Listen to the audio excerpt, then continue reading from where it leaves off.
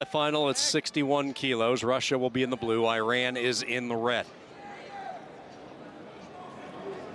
These two are going to hand fight and pull each other's head down. That's what we see a lot from the whole Russian team. They'll dig an underhook on one side and quickly those go high-low and get to a shot, quick shot. Just like in his quarterfinal match, EHSANPOOR went down early. We'll see if he's got the wind and the stamina to come back, or if IDRISOV just has a little bit too much gas for him. So a quick two for IDRISOV, trying to hook up that wrench, unable to get the proper grip, but a quick strike, a little more than 30 seconds in, and the Russian Federation goes up 2-0. They've really had an amazing tournament. They've been on a roll. And, it's one of those things, once starts rolling downhill, it's hard to stop, and they're really rolling. Ever since they lost the title in Paris to the United States, Russia dominated last year, and they are off to an incredible pace and start here in Nur Sultan in 2019 in these World Championships. He's so slippery, because EHSANPOOR really pulling down to an excellent front headlock. And IDRISOV able to just roll his hips and go back to that little underhook throw by, where he just disappears from out of nowhere. Nice head pull by EHSANPOOR. Two wrestlers head-to-head, approaching the halfway point of this first period. That'll be a little bit too violent of a club there on that head slap attempt coming from IDRISOV. Both these athletes won gold medals in age group. So IDRISOV was last year's U23, under 23-year-old world champion. And in the past, EHSANPOOR was a junior world champion in 2012. He was a fifth place in 2016 World Championships, because you remember, 61 is non-Olympic weight, so they had their own World Championships when they weren't in the Olympics. EHSANPOOR able to get the step out, so he is on the board for the first time. 2-1 Russia with the lead, our first semifinal tonight.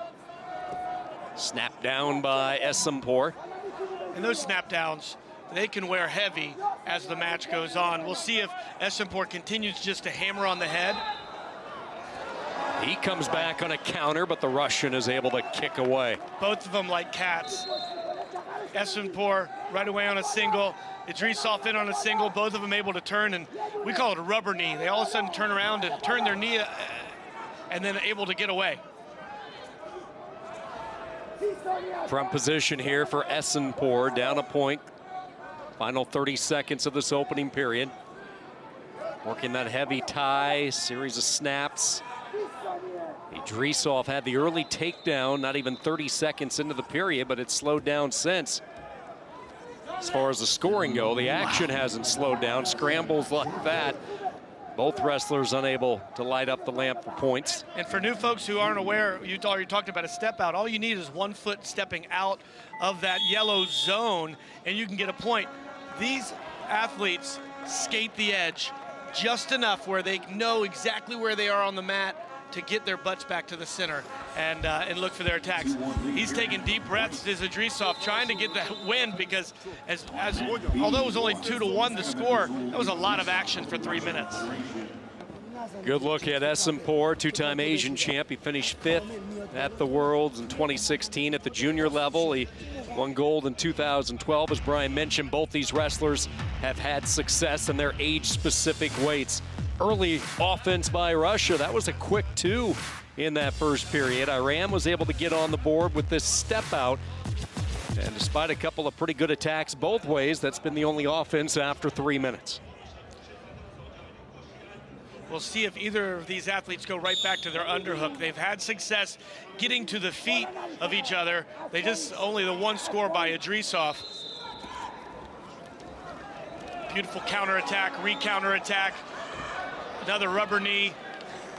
It's unbelievable. That's twice that IDRISOV has been able to slip free when it looked like possibly EHSANPOOR had that low strike.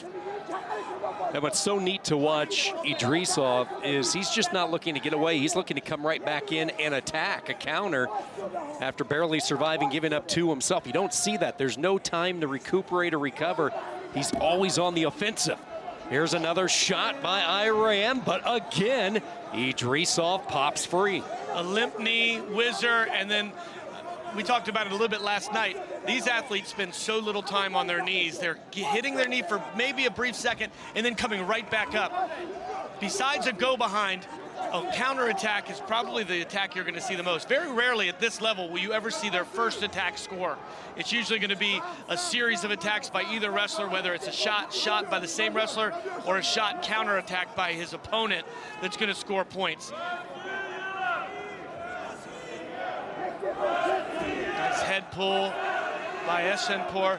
I did hear some horns in the stands this morning, a little doot-doot-doot-doot-doot Iran. And when those horns started blowing, and their heart rate goes up and they start attacking. As expected, a good contingency supporting Russia. You can hear the chant every once in a while from the Russian Federation. Leading by a point. Right on cue, here come those horns. So you hear the Russia and the doot-doot-doot-doot-doot. That's two fans. They know exactly what that means. That means I got to score.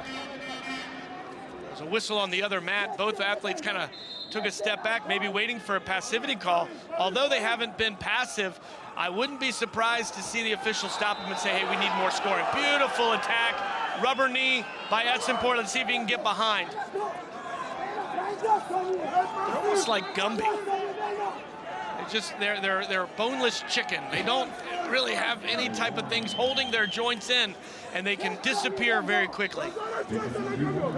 EHSANPOor needing to get some type of point. Down 2-1. He'll need 2 on a takedown. Yeah, if he gets just a step out, that's not going to get a big criteria, because IDRISOV had the only 2-point hold of the match. Coming right at the Russian, has the double unders near the border of the mat, and out of bounds they go. That's the 1, but that won't be enough. Remember, IDRISOV had the 2-point move. That's the largest move so far in this bout, so that's the criteria in that tiebreaker, and we have a stoppage before the whistle with 18 seconds to go. The referee looking over toward the mat chairman's direction. And like you said on the criteria, that's why that line is underneath IDRISOV's too. That means if the match were to end right now, he would have the title, or he would have the final. EHSANPOor changing levels, up high right now, trying to slip the underhook in, can't get that. Comes after the leg, down to 10 seconds. Sprawling back is IDRISOV. Back at him though, EHSANPOor, but the Russian knows exactly what he's doing, slaps in the whizzer. Russia, with this impressive fleet, sends another one into the finals. Unstoppable right now. You know, he scored his only 2 points of the match in the first 20 seconds. And it wasn't for a lack of trying and not for a lack of action by either athlete. But he just knew at the end of the match in the last 45 seconds how to work the edge and not give up points. He's exhausted right now. Both these athletes completely spent. What an awesome bout, 2-2. He will wrestle for gold from Georgia, Becca Loptadze. In the other mat, you just heard Jason Bryant say Becca Loptadze of Georgia won.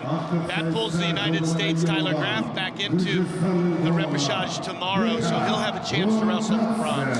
Loptadze with a 10-6 win over India's Rahul Aware. So Georgia, Russia tomorrow for the World Championship at 61 kilos.